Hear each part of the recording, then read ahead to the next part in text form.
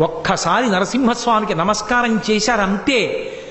ఎక్కడో పాతాళగంగ దగ్గరున్న పద్మపాదాచార్యుల వారు ఒక్క దూకు దూకి శ్రీశైలం కొండ మీద ఉన్న శంకరాచార్యుల వారి దగ్గరికి వచ్చారు. నరసింహస్వామి ఒక్క దూకు దూకి కాపాలికుణ్ణి పట్టుకుని ముక్కలు ముక్కలుగా చీల్చేశాడు. శంకరులు అలచడి చూసి కళ్ళు విప్పి పద్మపాదాచార్యుల వారి వంక తిరిగి అడిగారు, నీకు నృసింహ మంత్రోపాసన ఉందా అని అడిగారు. అవును ఉంది అన్నారు. ఆ నరసింహస్వామి నన్ను కాపాడారన్నారు. శంకరాచార్యుల వారి జీవితంలో ఒకానొకప్పుడు వారి శరీరాన్ని కాల్చేస్తుంటే కాళ్ళు చేతులు కాలిపోయాయి.